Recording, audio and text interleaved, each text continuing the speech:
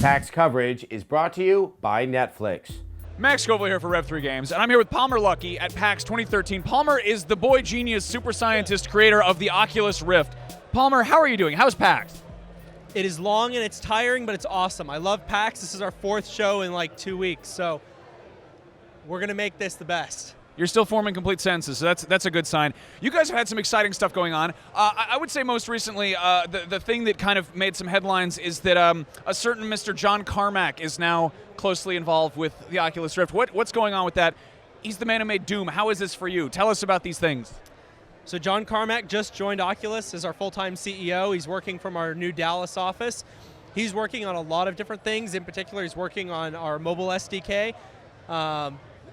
John understands everything from hardware to software, and he's an awesome person to have working on the team. Yeah, including rocket engines and Ferraris. Okay, yeah, you've got John Carmack. He's also I hear he knows some people at id Software. Is it they make some games, don't they? Yes.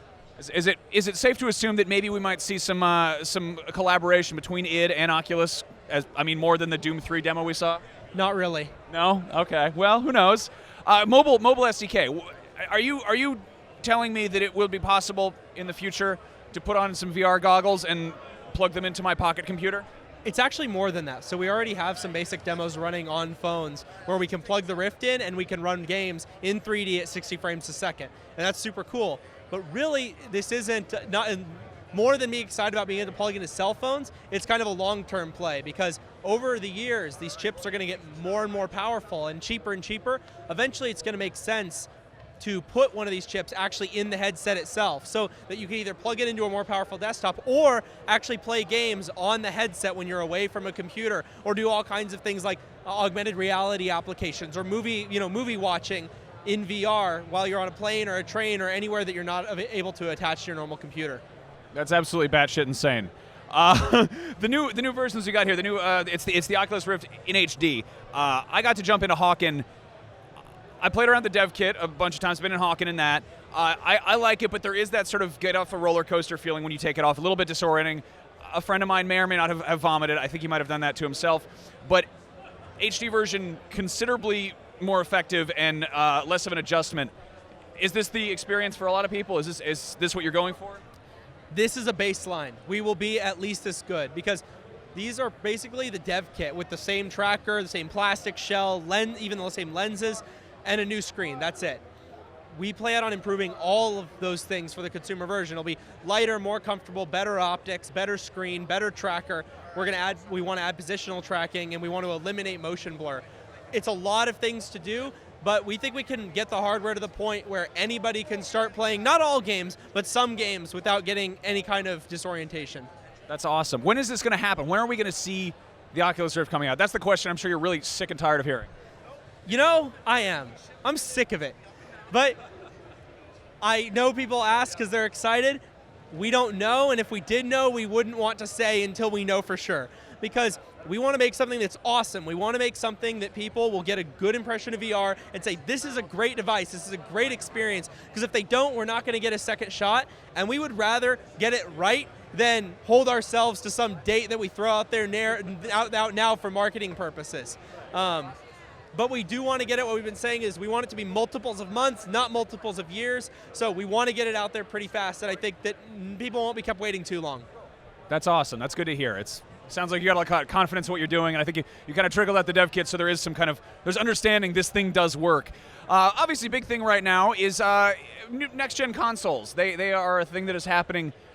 Is it possible we might see the Rift running on PS4, Xbox One?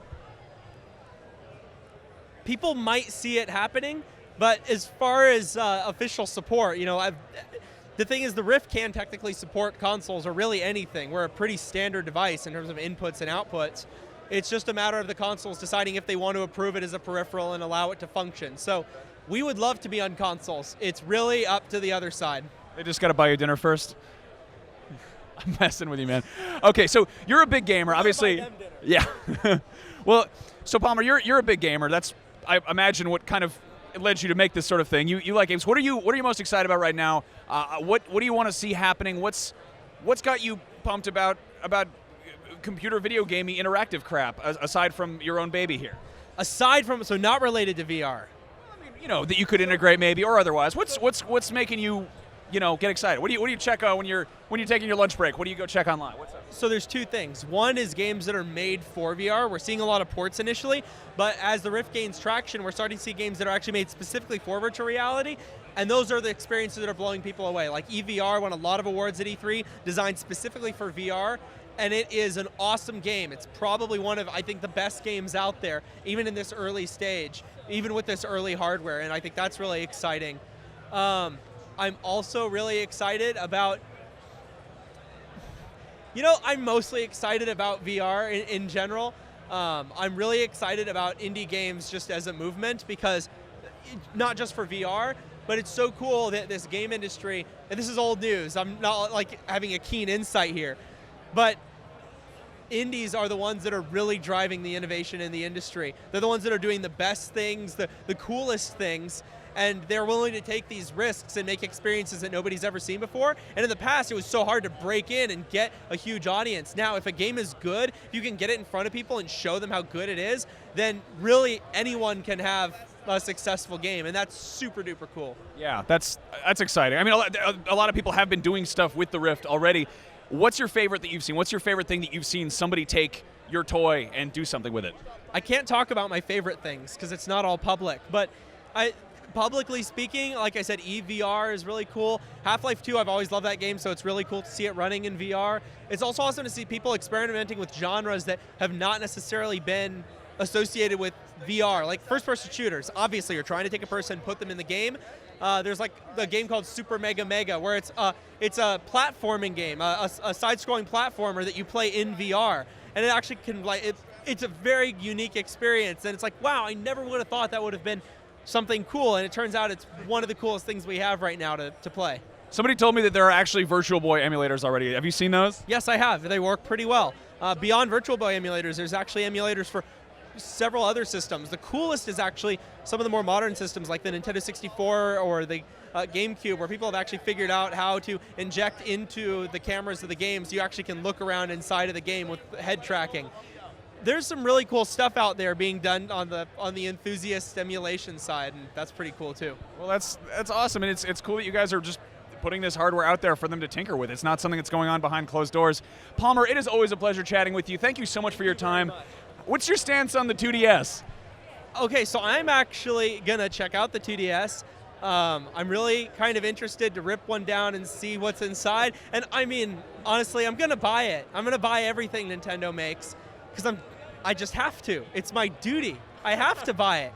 And I love my 3DS XL. It's so nice. So I'm the 2DS probably isn't targeted at me, even if I don't buy one. It'll be good for somebody. It is the exact opposite of the machine that you build. So, you know, it's a good thing to take a break. Palmer, thank you so much. Awesome seeing you. Have a great PAX. You guys should go check out the rest of our PAX coverage. And you should check out the Oculus Rift if you ever get the chance. There's a very long line here. I'll see you guys later. You obviously like video games, but would you like a better way to watch television? Netflix lets you stream your favorite movies and shows straight to your home without the need for a cable bill. All you need is an internet connection and a Netflix-enabled device like a PC or Mac, smartphone, or hey, even a video game console. For a limited time, hit up netflix.com/Rev3Games for a free trial. Every sign-up helps support Rev3 Games and gets us to more events like PAX.